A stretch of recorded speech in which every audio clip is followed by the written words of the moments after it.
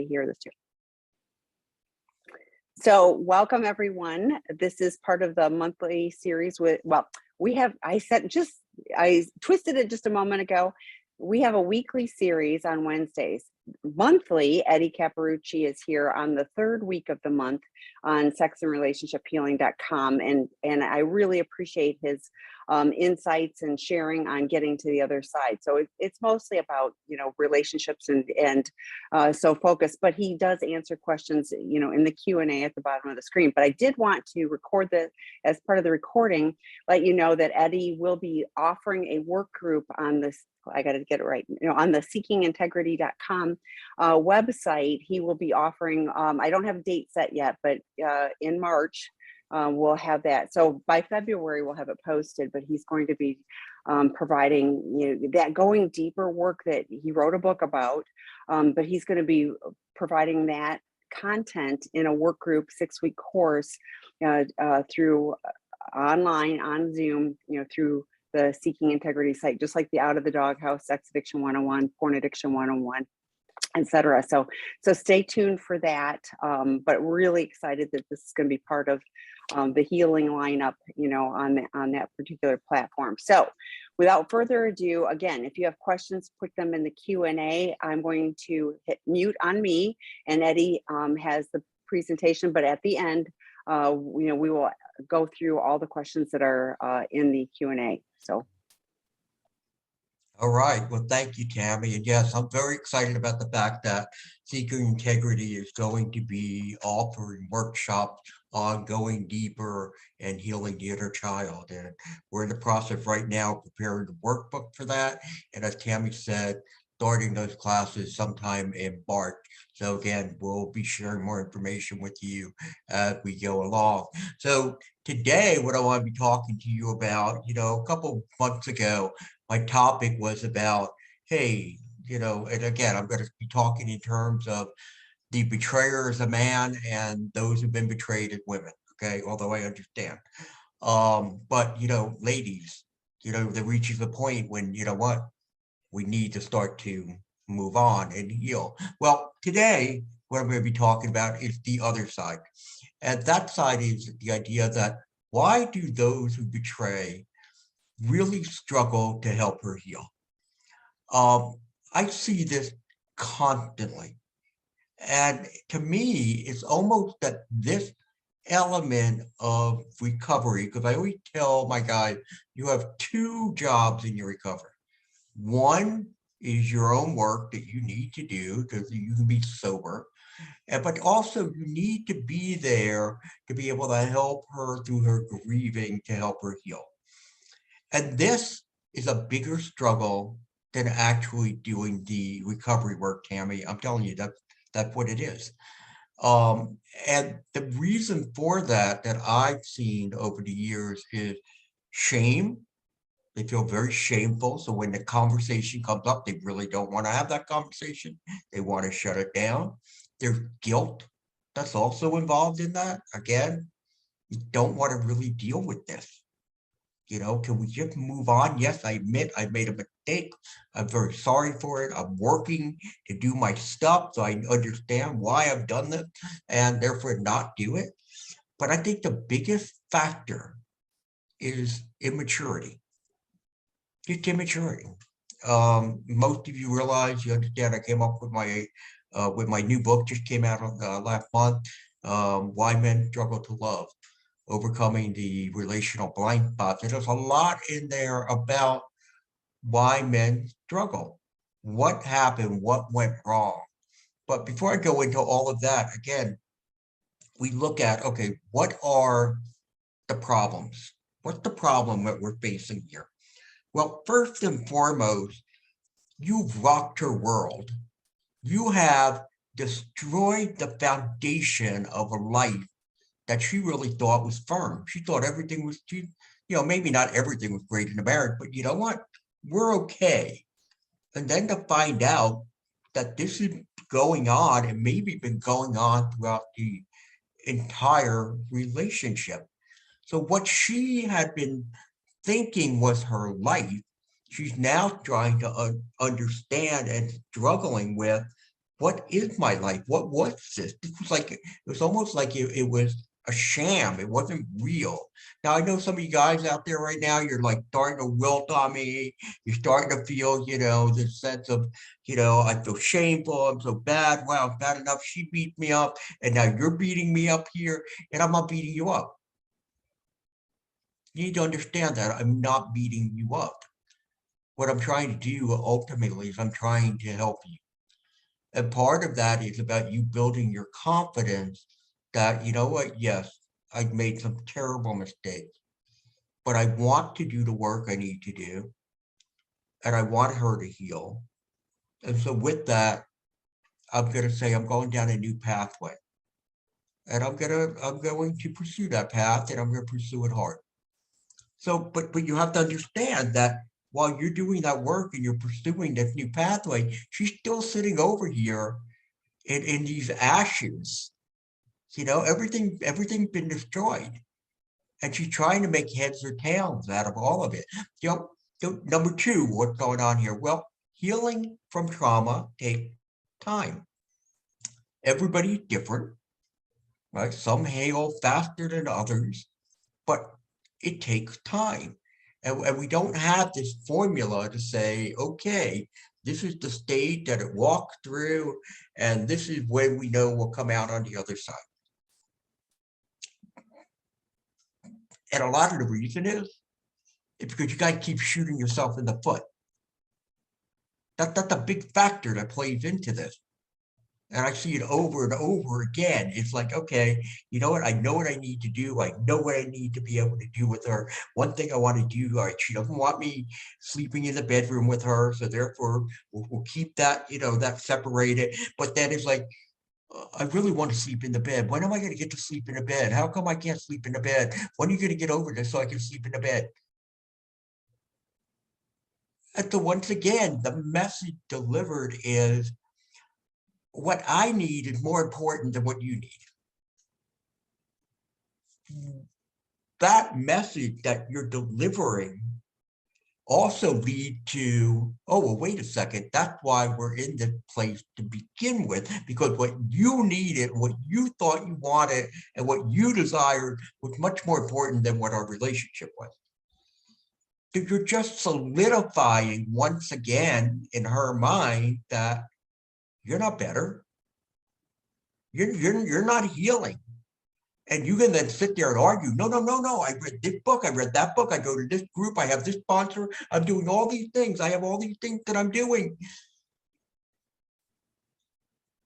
You may be doing that, and you may be doing very well. You may be excelling in the recovery to stop those destructive behaviors. Congratulations. Congratulations. That's a great thing. I'm glad to see it. I'm sure she's glad to see it. But you're also not demonstrating the other behaviors that are just as important. And that comes down to maturity.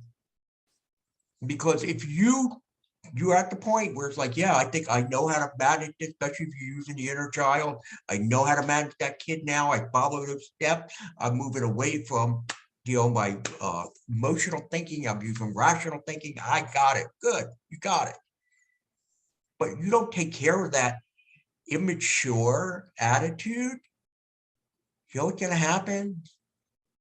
Life's going to hit you in the face hard somewhere. And then what's going to happen? You're going to be at risk again of acting out. We need to deal with that pain. So let's continue going through what the problems are that she's dealing with here. One, she doesn't know what you're thinking. You gotta read your mind.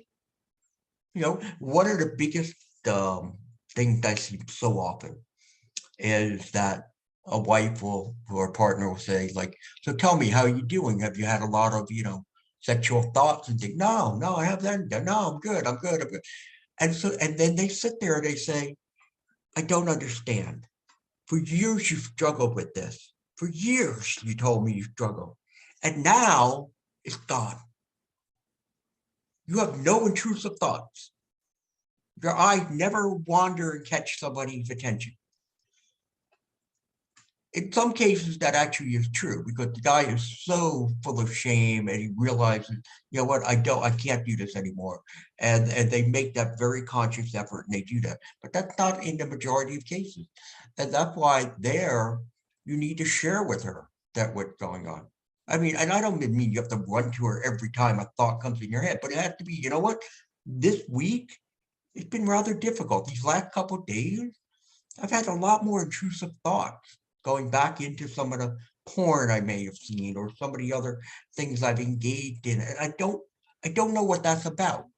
See, that's important. You can't just be sitting there and say, yes, I'm having these thoughts, but I'm going to push them away.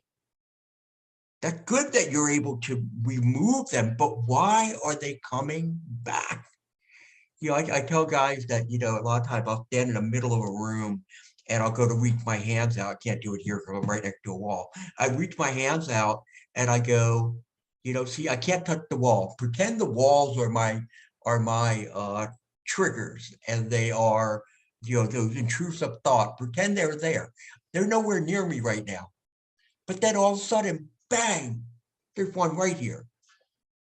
And instead of, oh, no, you can't be here, go away. Instead, it should be, why are you here? Why today are you in my head? And most of the time, you're going to find this answer with you're drained mentally, emotionally, physically, spiritually. So instead of, oh, let me just get rid of the thought, instead it's like, oh, you know what? I got to go work on what area am I drained in? You got to identify it and work on it. Now you can go to her and you can talk to her and say, hey, guess what? I've been having a lot of intrusive thought, but I figured it out. I know what it is. I am emotionally drained. There's all the stuff that's happening at work. I feel like, you know, I'm not helping you the way I should help you. I feel rather overwhelmed. And so here it is, my kid's running away again. And I would hope, ladies, if that happens, that instead of getting angry with him, that you can find it, you know, to be able to say, well, thank you. I'm glad you were able to bring this to me. Let's talk about it. And if you do find yourself very upset because you've been triggered, which I understand, then just say to them, look, you know what? I need a timeout. I need to go. I need to process it. And then you go and you call somebody in your group, you call your counselor, and you tell them, look, this is what just happened. Because the last thing you want to do is to smack the dog in the nose with a rolled up piece of paper when he's come to you to show you, oh, look what I've done. That's the last thing you want to do because that's all that's going to do is just shut him down. And I also, again, I understand your pain. I understand that it's hard. I'm not saying embrace him and just, oh, you are an amazing person. No, I'm not saying that. I'm just saying to say, all right, thank you. Let's talk about this, see what this is. And again, if you cannot do that, go off, process it, talk and process it with somebody. What else is wrong here, guys? Well, she's scared. Will I ever be able to trust you again? Will you ever do this again? Okay, I've seen it. I've seen it at times where, you know, a woman said, okay, fine, I'm letting him back in. And he goes off and he does it again, but he's not ready. And this is many guys, these are people who come to us after they've been through this several times. Okay, they've been through this rodeo many times. And then she brings them back in, he goes out again, brings them back, because he's not fully healed. Because he's only working on trying to get rid of the behavior. He's not working on changing the virtues in him. And so then what happens? Then she suffers from stupid girl syndrome. You know, I shouldn't have done that. How stupid am I? So therefore, there's this debate that goes on. How will I ever trust you again? And you have to be accepting of that. Could you put her in this position to begin with? You have to be accepting. She doesn't know if she's ever going to trust me again. So what can I do there? Well, just saying that, oh, I'm not doing that anymore, that's not enough. What you have to be able to do is do the damn work to show her I am changing, I am evolving, I am becoming the man I should have been. And then finally, what else is going on here? She's confused. And the reason she's confused is because she wondered, will I ever get over this? Tammy, I'm sure you've heard women talk about this before, right? Am I ever going to get over this? It seemed so insurmountable. It's like there's no way out of this hell.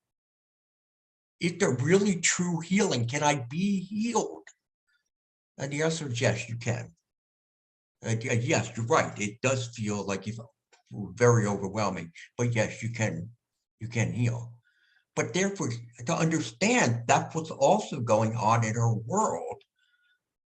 Now, your world is, oh, my recovery. And you're sitting here, and if you're doing your work and you're doing your recovery, and you're like, oh my gosh, I'm learning all this stuff about myself, and I can't believe it. And it makes me feel so much better. And wow, you know what? I could be a different kind of guy, but she's still sitting over here. And I don't know, can you? Could you really? Is this all temporary? Is it going to last for that? That's what's going on in her world. So what goes on that he keeps messing up? Well, first and foremost is his eyes and his brain is telling him, ooh, hostility. It's hot. I'm being attacked. I'm being attacked. And the focus goes, but I'm not doing anything wrong anymore.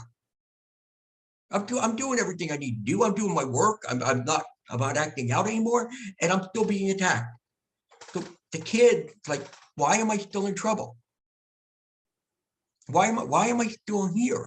And I've been sober for fill in the blank that long. Fill it in, right? When is it gonna stop? When is it gonna stop? I've done what I needed to do. No, you haven't. No, you haven't. You've done part of it. You've done part of it. But to make her feel safe, she needs to see those genuine changes from you. Need to see that. Now, again, I know you folks, both of you probably all understand what's going on with the brain, the reaction to trauma. I'm not going to get into all of that. But what I find very fascinating is how men still continue when she's escalating, she's in trauma, you know, the amygdala is, her brain is on fire. Okay, her brain's on fire. And he's sitting there trying to rationalize. No, you don't understand. That's not really true. That's not, and I thought about this, Tammy, last week. I was like, you know what? It came to me, this idea.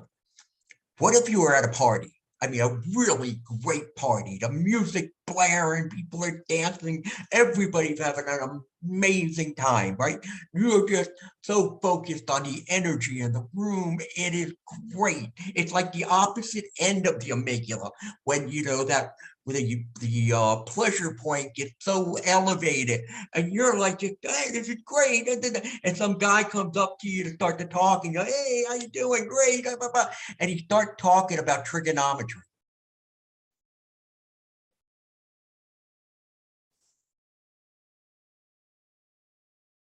Dude, what's wrong with you? Did you not see what's going on here? And you're talking to me about trigonometry? It's the same thing that's happening when she is escalated. And her brain is on fire. She's trying to get some sort of, trying to get it to rationalize this in her own head. She can't. So therefore, it's like, I need an answer. I need an answer. I need this. I need that. And you're like trying, oh, well, wait a second. Let me explain to you what's really happening. No, that's not right. You're wrong about this. Oh, start talking to her about trigonometry. It's the same damn thing. You're doing the same thing. That is not the time. All you're doing is you're creating a message of, one, I don't know what's going on with you. And maybe I don't even care. All right. And I'm not listening to you. That's the message you're sending. Now, I don't think that's what you're trying to send. I think you do care. And I do think you want to help. But that's not the way it goes. Lose the word when she is troubled. Lose the word no.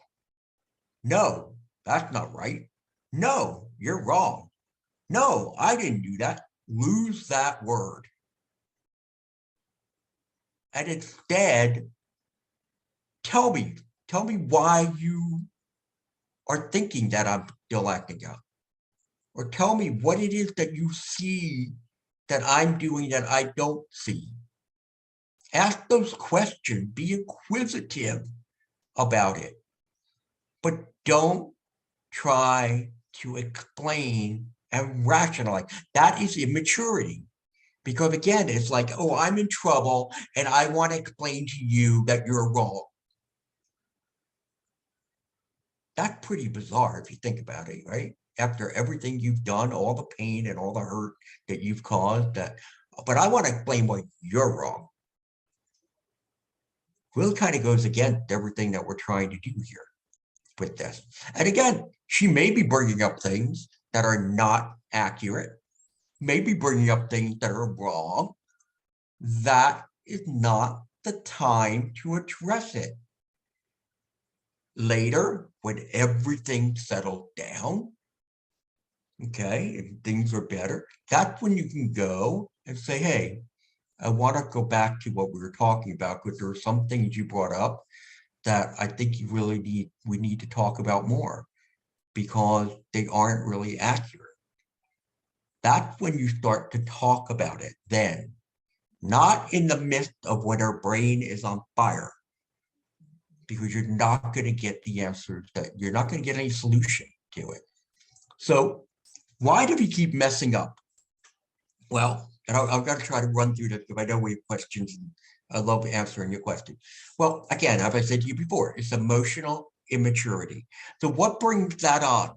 Well, one is unresolved childhood trauma and neglect. Okay. There's something called, I'm going to go to my book for a moment. There's something called arrested emotional development that occurs because of that neglect, because of that trauma. So listen to some of the symptoms that go with arrested emotional development. Hypersensitive to rejection, poor self-control, diminished concern of negative consequences for the behavior, excessive need for instant gratification, poor emotional regulation, hesitate to take on responsibility or make commitment, irrational fears, blame others for their problems, self-doubt, self-hatred, isolation, and uncontrollable anger. I think I probably touched upon a few things there, right? We have that, but then there's also others that are here. There's something called emotional deprivation disorder. Okay, so I just want to share with you here a quote from one of the doctors who did a study on it. And it says, a human being's emotional life evolves only gradually from infancy until adulthood. Progressing from one stage to the next, a child can only do so if the lower stage has reached its full development through adequate gratification of his natural need. This gratification is absolutely necessary for entering into the next higher stage of emotional development. And that's the problem. Somewhere along the line, our emotional development got stunted. And we just don't fully emotionally engage. You know, I was, when I was younger, I didn't have my first friend because I was very isolated because of the things that went on in my world. I didn't have my first friend till I was 10. And when I met these like 3 or 4 guys, as you can imagine, here I am, a kid who I haven't engaged in other kids, and I'm just wild and I'm all over the place. And I'm like everything is just so stimulating for me. And they're like, what the heck? What is it with this kid that he can't? And what I needed to do then was I had to go and I had to observe. And I had to look and watch how other kids interact with each other. And then what I did was I mimicked that. And when you do that, you mimic good things and you mimic bad things.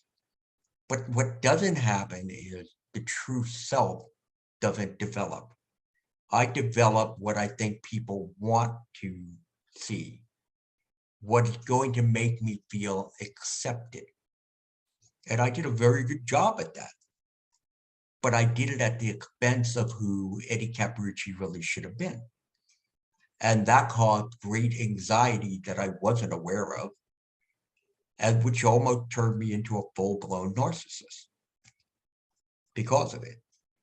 So you could see how all of it, so now here I am, a kid, I'm oblivious to all this. I think I'm just living life, I'm doing whatever it is. And these are defense mechanisms we pick up because the only thing I'm thinking about is I want to be accepted. That's all I'm thinking. I want to be accepted. How do I get accepted? Okay, I need to act differently. But that changed the whole course of my life. And it happens to everyone who deals with addiction. And especially in this particular case with a sexual or pornography addiction. Tammy, did you know that immature personality disorder exists in the ICD-10?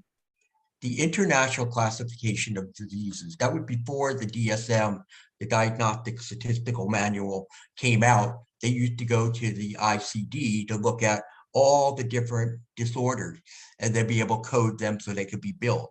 Well, they have immature personality disorder, which the DSM does not have.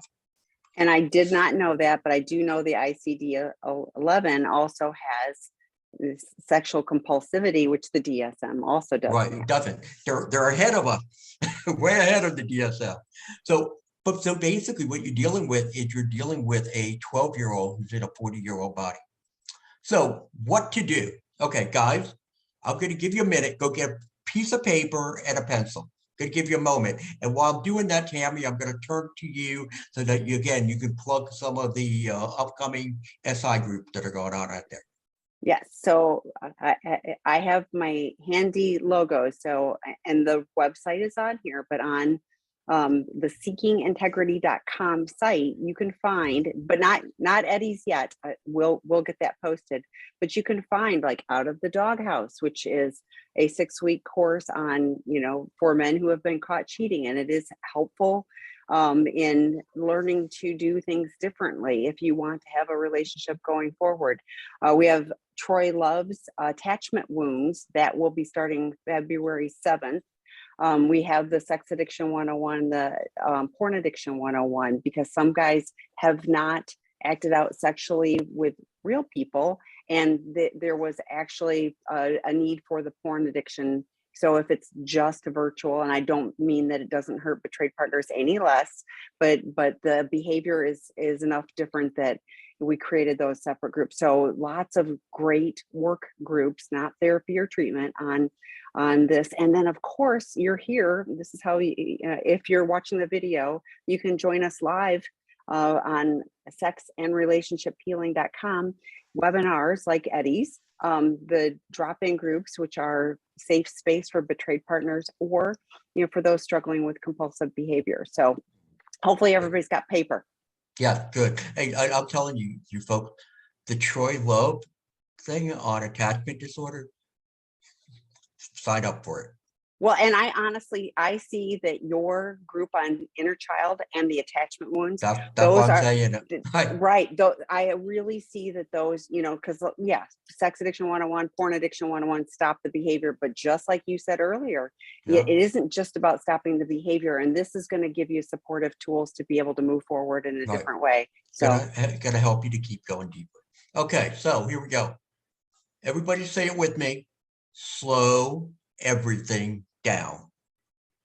Again, too much of a rush, too compulsive, too reactive. Slow everything down. Patience is the greatest virtue you could have. And if you struggle with your patience, you need to focus on learning how to do it, okay, and how to be more patient. And whether you have to count to 3 or 10 or 5 before you respond, whatever it is, okay? So patience, put that down. 3, it's time to grow up. It's time to grow up. We have to start changing the negative messages we have in our neural pathways and change them to positive messages. So the fact that it doesn't matter, I can't do this. This is too hard. This is too difficult. I'll never make her happy. We start to remove those and write down new ones. What are the ones you want to have that will give you success? And you sit there and you write them down, and then you study those things 3 to 5 times a day for about 30 to 60 days. And that's going to help to generate new messages there. This is really important, and you've heard me say this before. Do not see hostility as if you've another one of those neural pathways that I'm in trouble. I'm not getting it right. You got to move that away. And what it has to be is she is in pain. She is in pain. Now, I know, I hear you. I hear you. You don't understand. It really hurt me so much when she does that. You don't know how relentless she is. Yes, I do. I do. I see it. But that's still, for you, it is like, all right, how am I going to deal with conflict moving forward? It is about you changing your approach and your attitude to the situation. No, you don't like it. No, it's bothering you, but still, that's not where you should be focused. So don't see hostility, see pain. Now, the other thing is to prepare yourself.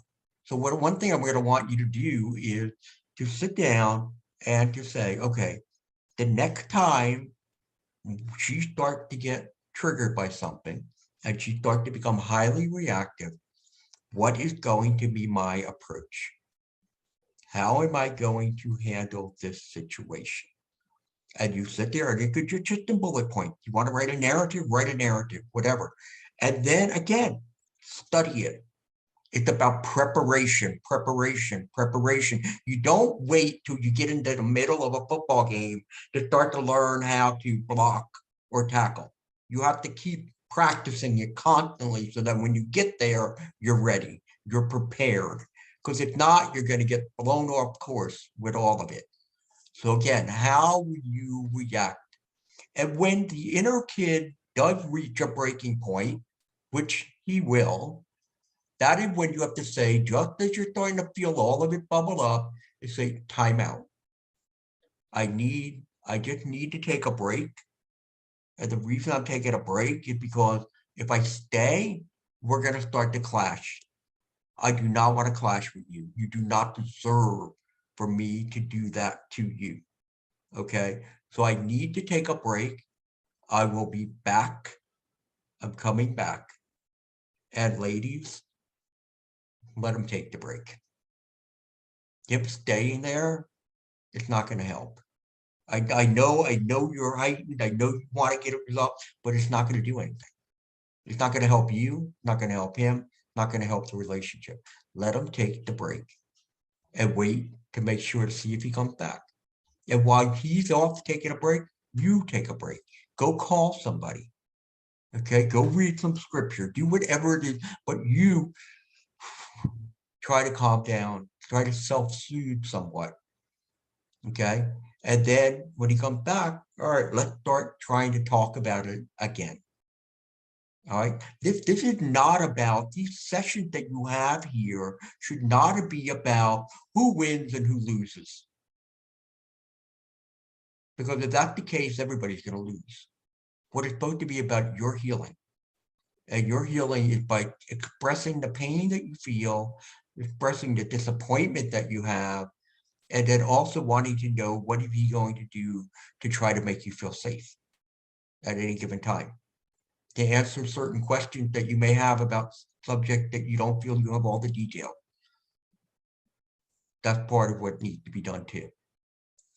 So, and then the other thing is, finally, is men, you need to work on that new guy.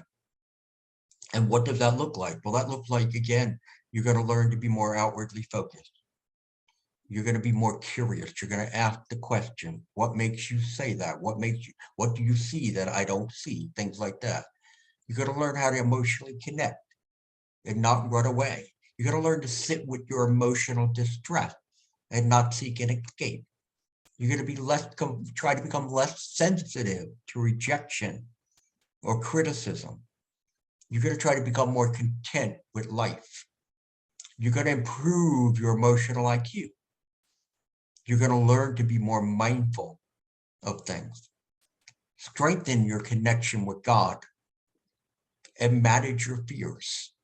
Hold on to the fear and move forward despite. But probably one of the most critical things is always being honest and always being transparent. You have to work to change the mindset. Again, one of those messages that you got to put down is, I'm in trouble. I'm in trouble. And what you want to change it to is, she deserved my honesty and my transparency. Despite whatever her reaction is, she deserves that. Take time. You're not going to get it all right every time. As I tell you, I don't get it right all the time. But you continue to do that work, continue to start to strengthen the muscles, and you're going to find that there's going to be a very different environment in that home and in your relationship. And Tammy, that's all I got for you today. Well, that's a lot, and we've got a lot of questions, but I have to tag on. So Eddie's new book is Why Men Struggle to Love. So check that one out. If you haven't already checked out Going Deeper, another one to take in. I've got just a couple of quick comments. When you were just talking about planning, planning for yourself. And I think, talk to her about it. Like, when you're not in the moment, having that, like, this isn't serving us well. When you get reactive, when you get upset and hurt, I want to shut down. So instead of that, what can we do? And if I take a break, it's not because I'm leaving you, it's because I, need to regroup, but have the discussion. So you aren't just like, autonomously making a decision of what needs to happen. And I really think, if you're focusing on if the point is that we want to improve our relationship, what is going to improve our relationship, not just what I need.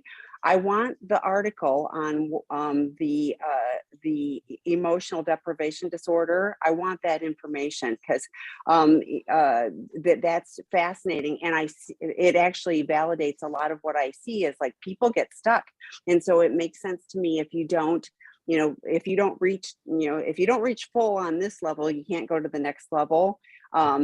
And when you're talking, I got teared up when you're talking about being the kid that, didn't have friends, and the mimicking and having the facade. That's every addict. And we want to be accepted, but we're only showing people one side of us. And so we know that we're never really accepted for who we really are. We have to be this other version that isn't our true self. So, and when you're talking about the trigonometry, I actually really like math, and I did well in trig, but I wouldn't want to have that conversation in a fun party. But when you said lose no, I think add also to that, but, because if I'm going, but Eddie, you don't understand, or but, I would lose but too, and bring it back up. Absolutely, when you can have a conversation, and I want to share some additional information. I'm curious. I'm curious that you said this, and I'm curious what I might have been doing that gave you the idea that that's where I'm at with things. And I really think like, when you started off, you rocked your world.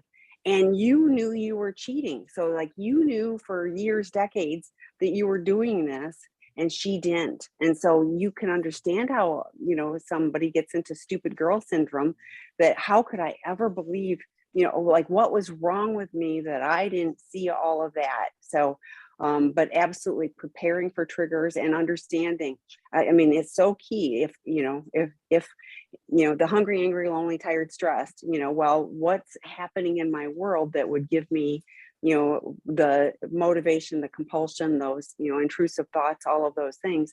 It's good information. It's telling us something. Right. And if we pay attention to that, that gives us the opportunity to do life differently, to use our recovery tools. So, Right. but great stuff.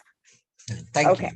So, lots of questions. My Okay. SA husband has replaced compulsive porn use with habitual fantasy and objectification, and appears to be working very hard on this behavior to find and maintain sobriety.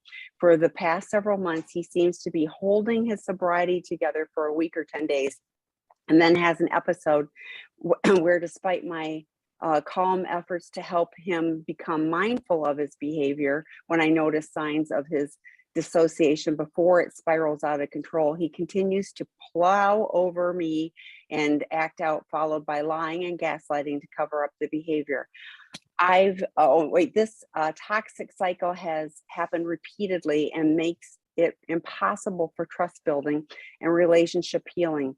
What are your thoughts on why this is happening, and what can be done to end this cycle? Yeah, there's That's something. a What's Yeah, that? that's a lot. And yeah, I mean, It is. there's a There is a pattern. lot here. I'm just going to give you off the top of my head. I mean, I really would need to talk with him to go deeper to figure this out. But if I was going just based on what you've given me here, I'd say there's something else that's going on. I would feel that what's happening after those week or 10 days, that he is drained, and therefore his brain is screaming for stimulation, which gives me the sense of, in a way, almost like white knuckling what's happening here. One of the things you may want to consider, if he hasn't already, is looking to get on like a low dose antidepressant, which sometimes will control some of those intrusive thoughts. But more importantly, again, like you're saying, you're trying to help him through this, but what you're seeing here is the guilt and the shame, and that's why he's plowing over you, as you put it, and then following it by lying and gaslighting. And I think those conversations you have to continue to have with him when he is not acting out, to again build that mindfulness, and even go back to the exercise that we were just talking about here. Let him start writing out, what am I going to do when I am in a situation where I start to fantasize? How am I going to do it? Because for some reason he's not reaching out to ask people for help.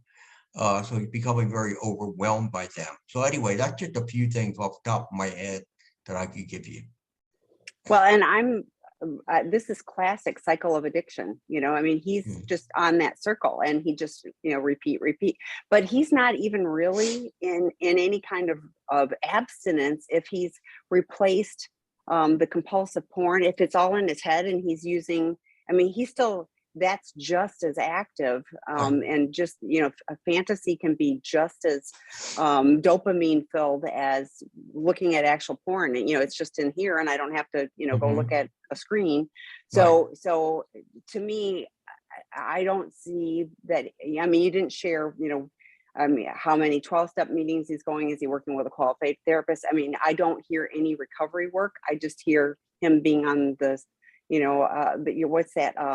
The hamster wheel. He's just keeps, doing the same thing. And unfortunately, you are too. And I hear you trying to intervene. But at some point, his level of care is not adequate to stop, the problematic behavior, and really address those underlying issues too. Yeah, so I agree with that too. Yep. Okay, next question. Why is it that there is an expectation for the betrayed partner to heal in 1 to 2 years? Her complete life has been destroyed. Maybe this will take longer. That's definitely true. The number came from when they started talking about betrayal trauma. Barbara Stephan, I believe they put it at like 18 months to 2 years. I think that was the original number. But you're absolutely right. See, all circumstances are very different. And it depends again on one also, how much work is he doing to show, how much remorse does he have, how much empathy is he able to demonstrate, all of those things to be able to help you feel safer. That is when the healing becomes, when you're sitting here saying, you know what, I feel safe. I'm pretty confident he will not go and do this again because I see all these changes within him. So that's where it came to be 1 to 2 years. But you know what? It could take, I don't even think we should put a number on the healing because again, it depends on the different circumstances. The other thing is this, if a woman has had previous trauma in her life and then this happens, those two things seem to melt together at times, therefore making it more intense. And that's why a lot of times in therapy, and that's why it's important to be in therapy, so that we can pull those apart, okay, and put the old trauma back here and just deal with the new one. But that's going to take longer also. But you're right, there shouldn't be a specific timeline on it. The focus shouldn't be on time. The focus should be on change. Yeah, but on the other hand, like I would hate for a partner to be so deeply traumatized 5 years, like that his addiction, his behavior is the sole focus of, a betrayed partner's life too. And I agree with Eddie. The faster he shows up and does his work and he starts changing, Mm, that provides safety. But I also know a number of partners where he hasn't gotten a clue. He's still doing his cycle of addiction, and but they have found healing. They've got, right, they have support. So while ideally he's getting help, you're getting support, and you guys are navigating the path, they can be, you can, have your life, and and have some freedom from his addiction being the focus. But as I mentioned, like, you didn't know. He knew the whole time he was acting out. So, if he's been doing this for 20 years, he knew the entire time he was lying and cheating and everything else. And then you guys get hit by a truck, and so then it's like, like this moment, and that happens, and then it's, the journey, unfortunately for you, starts, when you have discovery. So, right. but If you remember, I did that show a couple months ago, and that was about the idea that sometimes women get so stuck and don't, despite the fact that he's doing everything and he is making all these changes, but they can't move on. And that's a very different situation. yeah, but in recovery, the focus is on living life in a, Yeah, in a congruent right. way.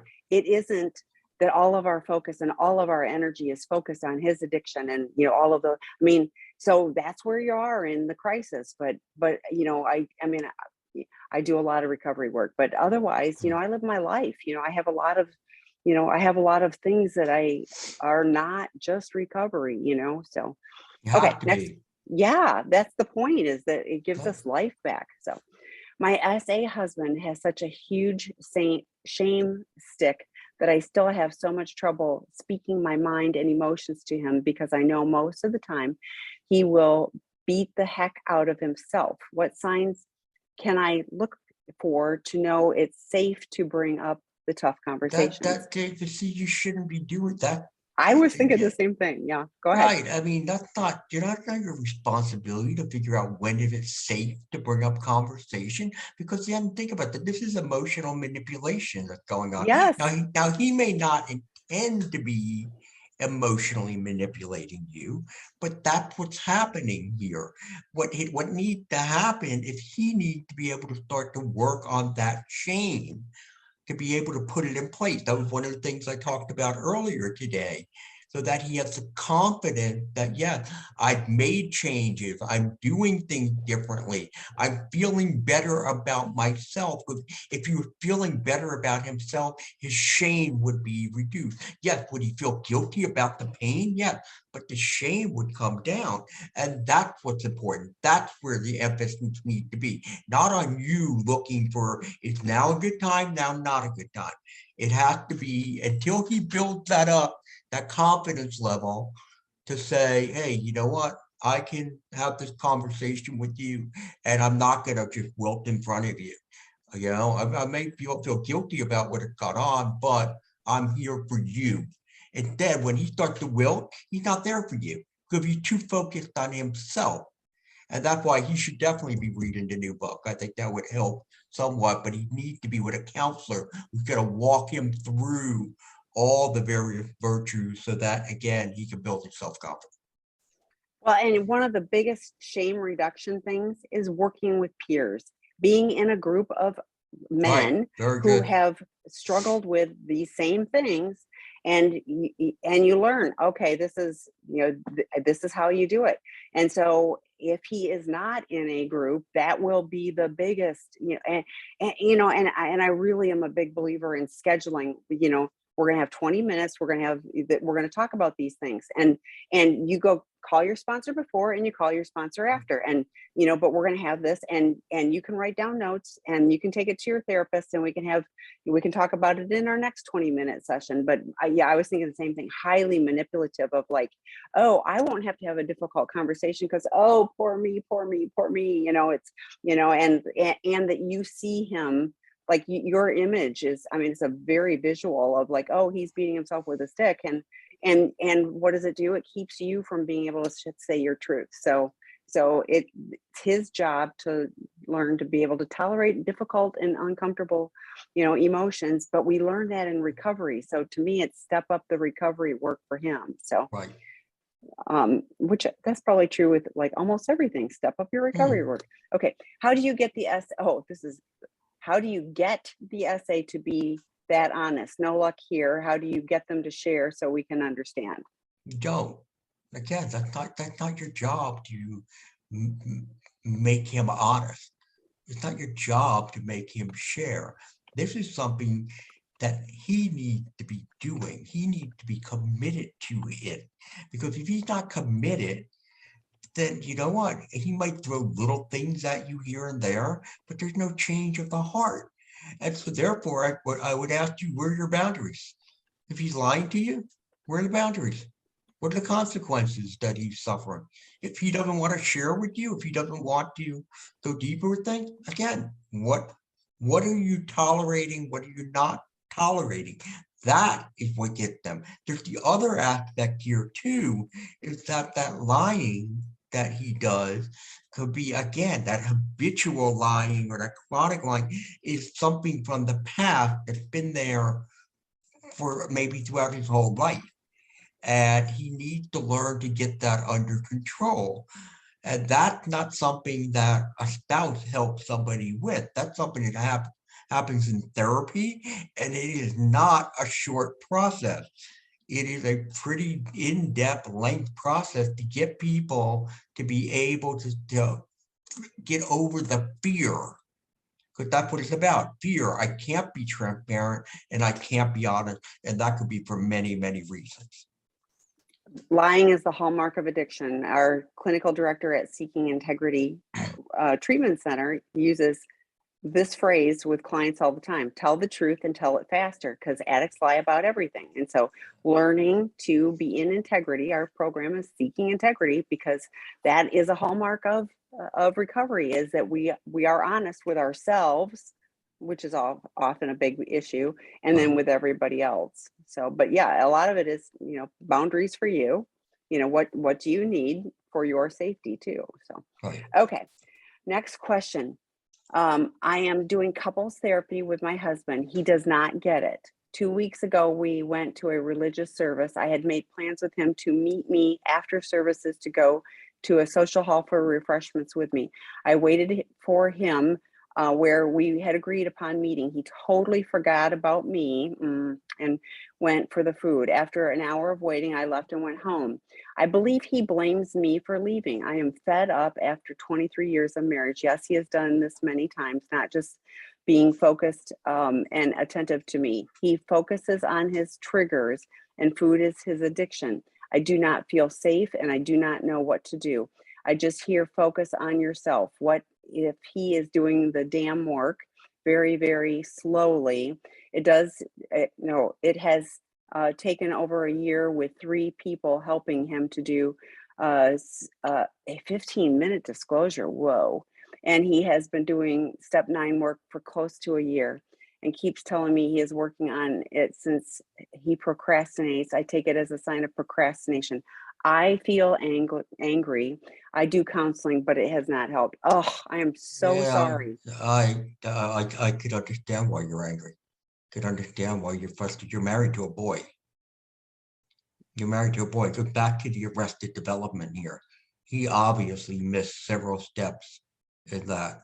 The fact that, he knows that you're in church together, or that you're going to do this after church, and he just goes to eat without looking for you. Again, extremely inwardly focused. And the same thing with, the idea of that disclosure, knowing that you need that is important for you in your healing, but yet taking so long, drawing it out, getting many counselors involved in the whole process. Again, it's something, it delay. So I don't have to deal with the uncomfortable emotions and feelings with all of it. And that's part of what the procrastination is about. I won't have to deal with it. So, my heart breaks for you with this, but you have a man who obviously has not demonstrated that he wants to make the commitment to doing therapy, because again, doing the work very, very slowly. Okay. I mean, again, that's about him, and there's nothing about you. He should be looking at it and saying, you know what, I need to do the work. I do the work for me, but what it is a wonderful benefit for her. And that's not what you have here. Like I said, you're married to a boy, and I'm very sorry for that. I agree. And, recovery is about addressing the underlying issues. And many people, we've had a number of guys that come to our treatment program that still struggle with food issues and whatever. We look at that holistically. The food is, yeah, I mean, it's a problem and it can be unhealthy and all of those things, but it's also keeping him distanced from you. So it is part of the issues, and he's still not addressing the fundamental things. And the 15-minute disclosure, I can't imagine what qualified therapist did that with him. So That is I'm that's a good sorry. point. That is a good point you made. This is helping him to keep himself distant from her. Yeah. That is a Yeah, very, if I'm very at the good food point. table, if I'm eating, I shut everything out, and I feel that. I feel that that hole in my soul, so problematic. So it, and I'm also hearing that I do counseling, but it hasn't helped. Mhm. If you need a different therapist, I will help you find a pro-dependent aligned therapist. Email me, Tammy, TAMI, at seekingintegrity.com, and tell me where you're located, because they have to work within their licensing. But I will do my best to help you find somebody that can support you in a pro-dependent aligned manner, and also join the Betrayed Partner group today at 12:30 Pacific time. Okay, Oh, next we got 3 question. more. Let's see if we can I get them know, all. we're gonna get them. Okay, are there exercises that a betrayer can implement to move past the shame and into empathy? I think my husband stays stuck in shame even when there's no attacking, just a mature conversation. He claims he doesn't know how to do empathy, and Yeah. I'm sure he doesn't. No, he But probably doesn't. But I think yeah, this is where it goes back to what Tammy said before about community, being in a group where you're focusing on all of this. And there's Emotions Anonymous. I don't know. Does SI have any kind of emotional intimacy kind of groups? not specifically with that, but that this is a topic of conversation that is in every one of the drop-in groups. So, Okay. so, Okay. So you'd like be doing how something to, and there. yeah, and how to show up with empathy. And seriously, the Out of the Doghouse work group, that would be a really good fit for him. Yeah. So, I'd have him start with that one. It starts again February 1st on That would this be a site. good place to start. Yeah, There you yeah. go. Okay. Okay, next question. I am Oh, I am hopeless and feel victimized. I do not know what to do. He is in therapy, but his therapist is helping him to build up his self-esteem. So he is shutting me down and not wanting to provide information on his recovery. What can I do? All I feel is I can do is distance myself, and he seems reactive to the fact that I do this.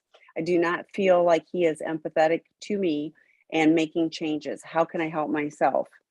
I hear the, come here, but I'm pushing you away, Yeah. like I want you close, but I'm pushing you away. So, Well, I also wonder what kind of, he might be getting some advice from his therapist not to share information. I'm of the mindset that, you know what, if the partner wants to, know what's going on from a therapeutic standpoint, and the betrayer feels comfortable, that you should be shared the way that you know that. So I would need to understand why he's shutting you down. Why did he not want to provide the information? Because I can't think of any rational, uh, well, I can think of one, but other than that, I can't think of many of why that would be the case. But yet, as Tammy said, when you start to pull back, because again, you're not feeling safe because you don't know what's going on in his head, he's reactive to that, so I think again, it becomes more of along the lines of, you know what, we need to do something about us and our communication while you're also doing your work and I'm doing mine. So maybe what it is getting together with the couples therapist, but not for reconciliation, but instead, how do we deal with, you know, each other's recovery so that we both feel like we're understanding where the other one's going. So that might be something that you may want to consider. But again, I think also for you making sure that you're doing your own work to deal with this. Building up self-esteem takes time. well, It takes and time. that's not the point. In early recovery, it's about stopping the problematic behavior. Yeah, I mean, it's cognitive behavioral therapy, talk therapy of like, oh, let's build up your self-esteem. And I'm also curious, is he telling you his therapist is saying this? Because if you're not hearing it directly from the therapist, addicts lie. So I'm a little curious about that. Is his therapist actually trained to do this work? Because most therapists are not trained in addiction at work at all, and even fewer are trained to work with these complex issues. So this feels like either your husband is lying about what his therapist is saying, and I think it would be fair if this is a qualified therapist to actually really work on this stuff, then I think you saying, I want to have a session just to make Yes. sure that with your therapist, just so that the therapist has my perspective on where things are But going. That's a great. And if he goes, oh, I really like my therapist, and this therapist isn't trained for this, it can be, I really like my therapist, but I'm willing to lose my relationship. yeah, I mean, if it really has to be, what do I need to do to work on me so that we can be in a relationship? And he's right. prioritizing the wrong Yeah, thing. I mean, that's a really good, point that you bring up. I see the partners all the time. I'll do one. I have one actually coming up this week because what I want to know is how are you doing? Tell me what he's doing. If he helping, if he not helping you, how is he not helping you? How is he reacting to things? I want to know all that stuff. So therefore, having a session with his therapist, I think would be an excellent idea. And if his therapist says no, then that's going to raise a big red flag for me too. Okay, so the next one is, how does anxiety fuel narcissism? Anxiety, again, when you go to the idea of anxiety and depression, those are, if there's a chronic anxiety that a child is experiencing and going into their teen years, that also crosses over into depression. What will happen in some cases, doesn't happen at all, but in some cases, the child starts to move to, again, developing the false self. And that false self could go into narcissism. And again, this was me growing up. When you're rather isolated, because you have to be because of parents don't have the time to be, when you think you have a lot of anxiety, you're feeling very lonely, you're going into depression at times, you need to create the false identity. And that's what it is. And so therefore a narcissist, although they rarely will ever show it, has a great deal of anxiety inside, because what they need to do is maintain the facade that's there. They're not thinking about that because, again, it's become ingrained in them. But anyway, so yes, there is a correlation between the two. And all addicts have narcissistic tendencies. That does not mean that they are all narcissistic Right. personality disorder, but being the self-focused, having that facade, absolutely, until we learn empathy and until we learn to not be self-focused and connect with peers, that's what starts to change things. So there is hope, there is help. And I am so glad everybody was here. I want to remind everybody to go get Eddie's new book, Why Men Struggle to Love. And also, if you haven't already read it, thank you. And Going Deeper is his other one. He'll be back again next month.